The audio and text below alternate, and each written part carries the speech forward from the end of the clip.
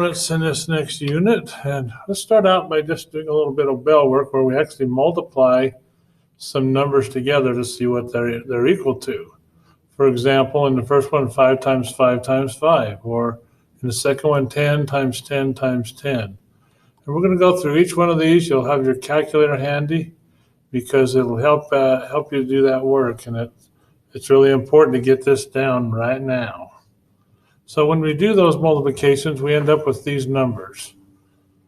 125 on the first one, 1,000 on the second one, negative 27 on the third one, 100,000 on number 4, number 5 is 256, and number 6 is 16.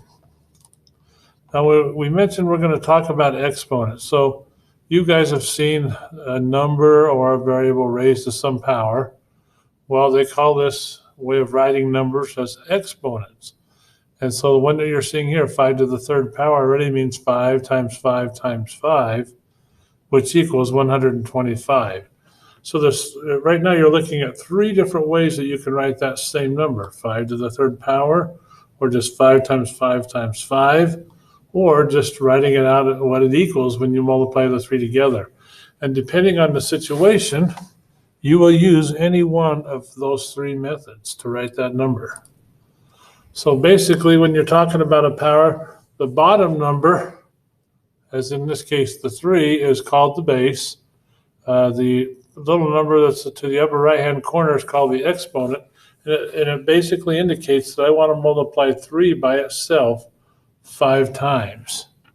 So if you look at the next example, we have 1/2 here. So 1/2 to the 5th power means that we're going to multiply 1/2 times itself 5 times. All right, let's practice writing a couple of numbers as an exponent. So we'll grab a little marker here. Check it out. So the first one, we've got negative 7 in parentheses, multiplied by itself 3 times. Here we have pi times pi, and then r times r times r. So on the pi times pi, we have 2 of those, so that would be pi times the second. And then on the r's, we have 3 of those, so it would be r to the third. That's how we would write that. All right, let's try a few more. Okay, for the first one, we've got 3 2's there, so we'd have 2 to the third power. We have 2 negative 7's, so that would be negative 7 in parentheses to the second power. And then the 2/3, we just count how many there are. 1, 2, 3, 4, 5. So that's going to be 2/3, all of which is raised to the 5th power. Number 4, we have negative 1/6 in parentheses, and we've got 3 of them, so we could write it like this, negative 1/6 to the 3rd power. And on the last one, 11 times 11 times 11, 1, 2, 3, 4, 5, 6, 7 times. So that would just be 11 to the 7th power. So if I want to write it as an exponent, that's what it's going to look like.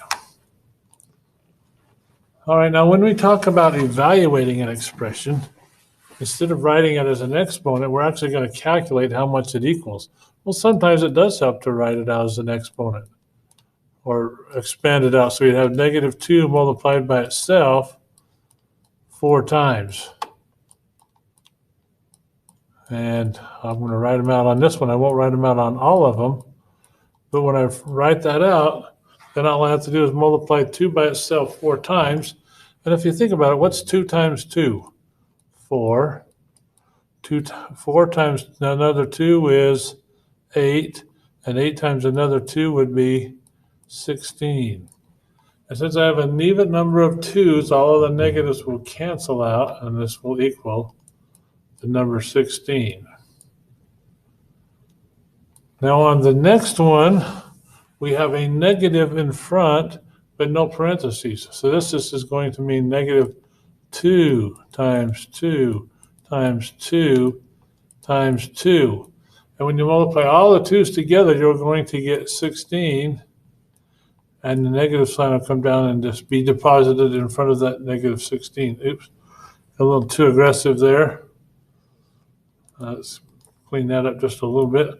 So that's going to equal, like we said, negative 16, because this part was 16, but we had a negative sign out in front that we did not multiply together by itself 4 times. All right, so let's try a couple more. 9 to the second would be 9 times 9. That's going to be 81. Negative 3 to the fourth. Negative 3 times negative 3 is 9. And negative 9 times negative 3 is 27. 27 times negative 3 would be negative 81.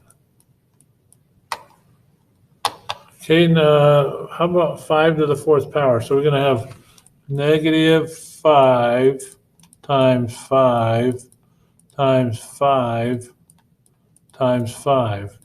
What we learned from a previous slide, that 5 to the third power is 125. And so if you multiply 125 by 5, you end up with 625. So this is negative 625. And then on a fraction like this is like saying 1/4 times 1/4 times 1/4 3 times. 1/4, 1/4, and 1/4 3 times. So when you're multiplying fractions, you always do the top times the top times the top. So 1 times 1 times 1 equals 1. And then the bottom is 4 times 4 is 16. 4 times 16 is 64. So there you go.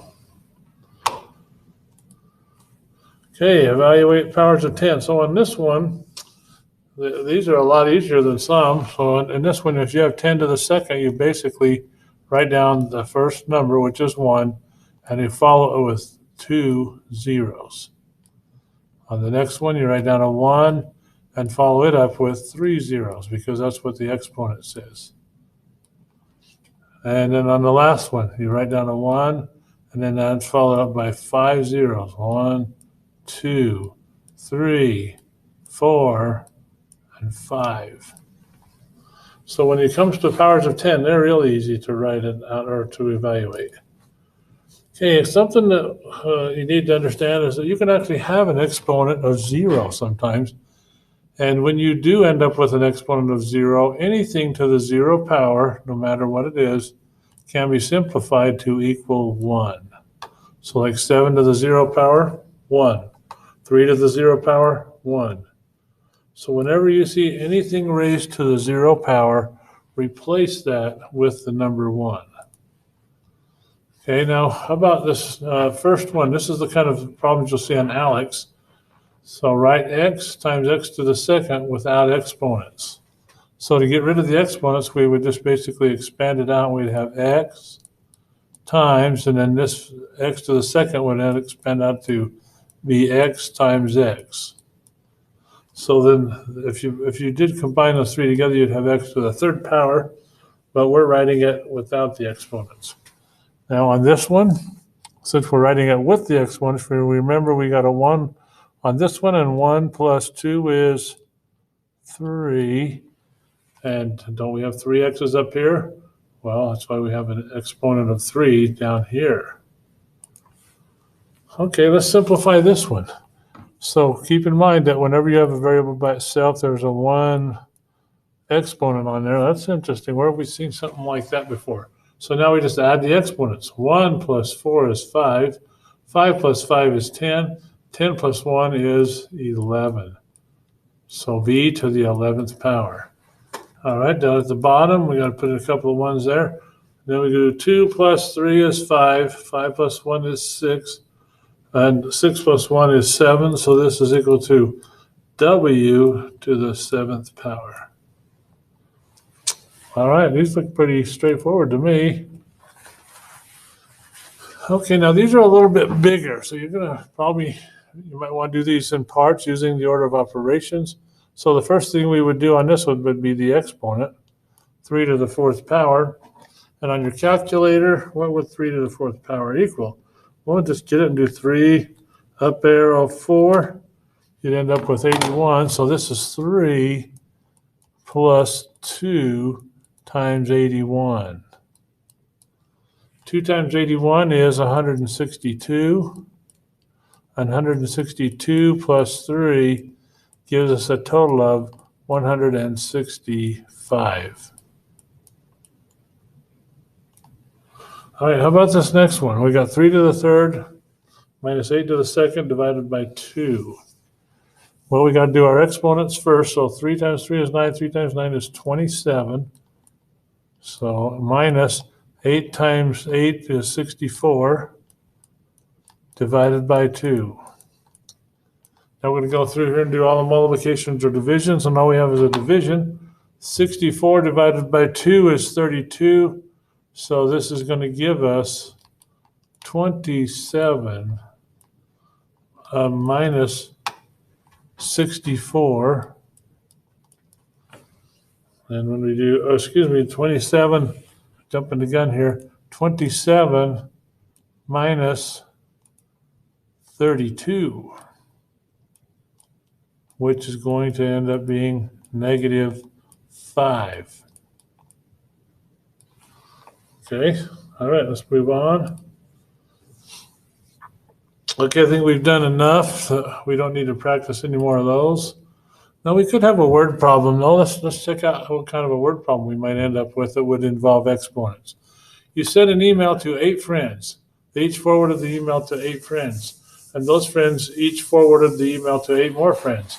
The chain of emails is represented by the expression 8 plus 8 squared plus 8 to the 3rd. All right, so what we want to do is how many people were sending your mail. We want to calculate all of this out. So this is going to be 8 plus 8 times 8 is 64 plus, and then 8 times 8 is 64. And what's 8 times 64? So on your calculators, 8 times 64 is 512. 512. So now we need to add all of those numbers together. So we'll put a 64 here and an 8 down there.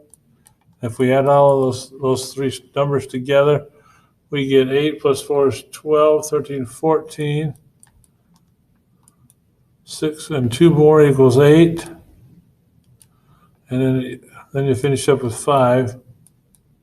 So there were going to be 584 people in your email by the time they got being sent around and scattered around to everybody.